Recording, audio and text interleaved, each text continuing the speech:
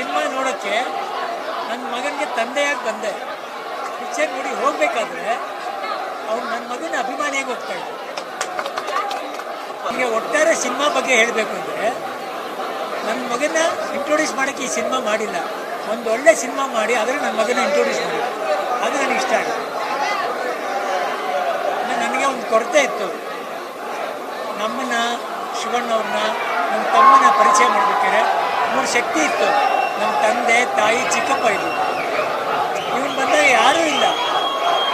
ಒಂಥರ ಏನಪ್ಪ ನನ್ನ ಮಗ ಆರ್ಫನ್ ಆಗ್ಬಿಟ್ನಲ್ಲ, ನನಗೂ ಹುಷಾರು ತಪ್ಪಿಬಿಡ್ತು, ಯಾರಿದ್ದಾರೆ ಅಂತ. ಇಂಥ ಟೈಮಲ್ಲಿ ದೇವರು 2 ವ್ಯಕ್ತಿಗಳನ್ನ ಕಳಿಸ್ಕೊಡ್ತಾರೆ. ಹೊಂಬಾಳೆ ವಿಜಯ್ ಅವರು ಬರ್ತಾರೆ, ತಾಯಿ ಥರ ನಿರ್ದೇಶಕರು ಸಂತೋಷ್ ಆನಂದರಾಮ್ ಬರ್ತಾರೆ. ಅವ್ರು ಬಂದು ಇದೆಲ್ಲ ನಮ್ಮ ಜಾಗನ ತುಂಬಿಕೊಂಡು, ನಮ್ಮ ತಂದೆ ತಾಯಿ ಚಿಕ್ಕಪ್ಪ ಜಾಗನ ತುಂಬಿ ನನ್ನ ಮಗನಿಗೆ ಒಂದು ಒಳ್ಳೆ ಪರಿಚಯ ಮಾಡಿಕೊಟ್ರು. ನಾನು ಜೀವಂತವಾಗಿರೋವರೆಗೂ ಅವ್ರನ್ನ ಮರೆಯಲ್ಲ. ಅವ್ರಿಗೆ ನನ್ನ ಸಾಷ್ಟಾಂಗ ನಮಸ್ಕಾರ. ನನಗೆ ಒಳ್ಳೆ ಹೆಜ್ಜೆ ಹಾಕ್ಕೊಟ್ರು ನನ್ನ ಮಗನಿಗೆ. ಈ ಹೆಜ್ಜೆ ನಡ್ಕೊಂಡು ಹೋದರೆ ಇನ್ನು ಅಭಿಮಾನಿಗಳು ಅವನ್ನ ಕರ್ಕೊಂಡು ಹೋಗ್ತಾರೆ. ನನಗೆ ತಂದೆ ಮಗನ ನೋಡಿದಾಗ ನಾನು ನನ್ನ ಮಗ ಅಂತ ಅನಿಸ್ಲಿಲ್ಲ, ನನ್ನ ತಮ್ಮನೂ ನನ್ನ ಮಗ ಅನ್ನಿಸ್ತು. ಅವರೇ ಅಪ್ಪ ಮಕ್ಕಳ ಥರ ಕಾಣ್ತಾ ಇದ್ರು. ಎಲ್ಲ ಕಡೆ ನೋಡಿ ಅವ್ನ ಛಾಯೆ ಬಂದು ಹೋಗುತ್ತೆ. ಎಲ್ಲೋ ಒಂದು ಕಡೆ ಯಾವುದೋ ಸ್ಟಂಪಲ್ಲಿ ಪವರ್ ಅಂತ ಇರುತ್ತೆ, ಡಾಕ್ಟರ್ ಪುನೀತ್ ರಾಜ್ಕುಮಾರ್ ರಸ್ತೆ ಅಂತ ಬರುತ್ತೆ. ಕೊನೆಯವರೆಗೂ ಜೊತೆ ನನ್ನ ಮಗನ ಆಶೀರ್ವಾದ ಮಾಡ್ತಾ ಹೋಗಿದ್ದೇನೆ. ಅಪ್ಪು ಅವರು ಅಶ್ವಿನಿ ಅವರು ಇಬ್ಬರೂ ಹೊಂಬಾಳೆ ಅವ್ರಿಗೆ ಗುರು ಪಿಕ್ಚರ್ ಮಾಡಬೇಕು ಅಂತ ಕೇಳ್ಕೊಂಡಿದ್ದಾರೆ.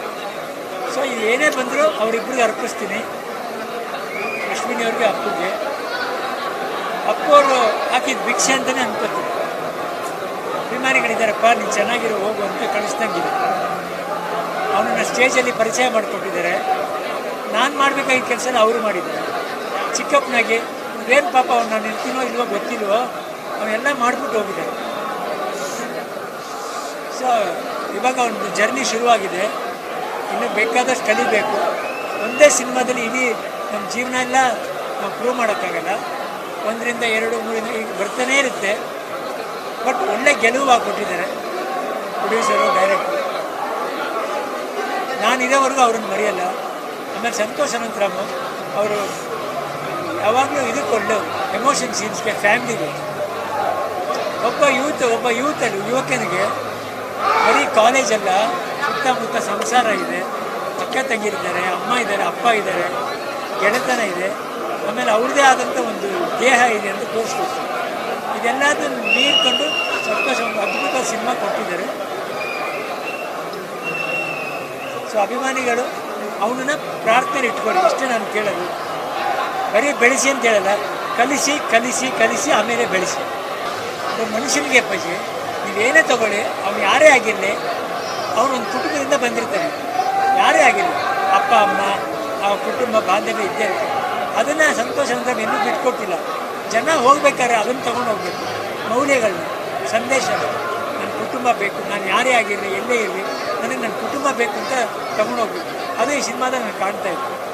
ನನ್ನ ತಮ್ಮ ರಾಜ್ಕುಮಾರ ಪಿಕ್ಚರ್ಲೇ ಹೇಳ್ದೆ ನನಗೆ, ರಗಣ್ಣ ಸಂತೋಷ್ ಅಂತ ಬರೀತಾರೆ, ನನಗೆಲ್ಲ ಉದಯಶೇಖರ್ ಜ್ಞಾಪಕ ಆಗುತ್ತೆ. ರಗಣ್ಣ ಸಿಂಪಲಾಗಿ ಬರೀತಾರೆ, ಅದು ತುಂಬ ಆಳವಾಗಿ ಬರೀತಾರೆ ಅಂತ ಅದಿಲ್ಲಿ ಕಾಣ್ತಾ ಇದೆ, ಜನನೂ ಹೇಳ್ತಾ ಇದೆ.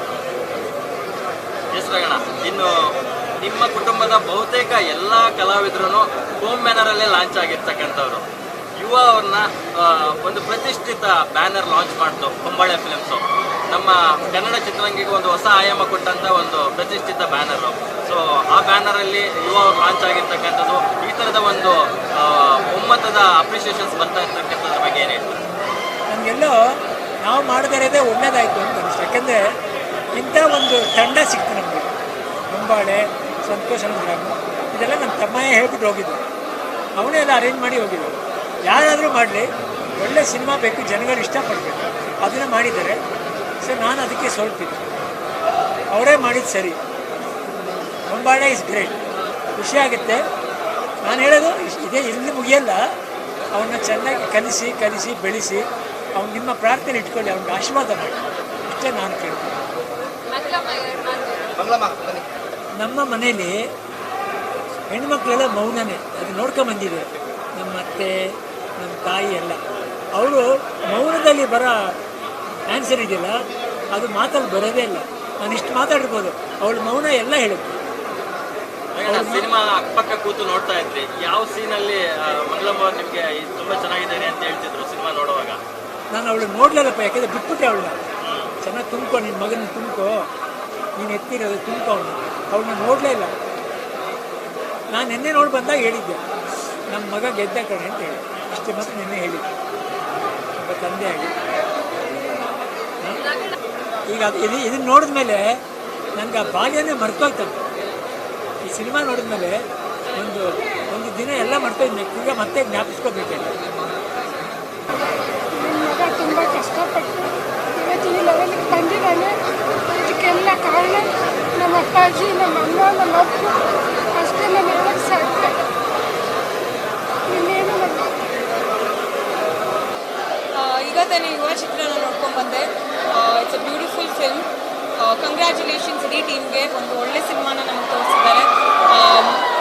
ಒಂದು ಕುಟುಂಬದಲ್ಲಿರೋ ಒಂದು ಬಾಂಧವ್ಯ ಇರ್ಬೋದು, ಆ ಕನೆಕ್ಷನ್ ಬಗ್ಗೆ ತುಂಬ ಚೆನ್ನಾಗಿ ನಮ್ಮ ಸಂತೋಷ್ ಸರ್ ಅವರು ವಿವರಿಸಿದ್ದಾರೆ.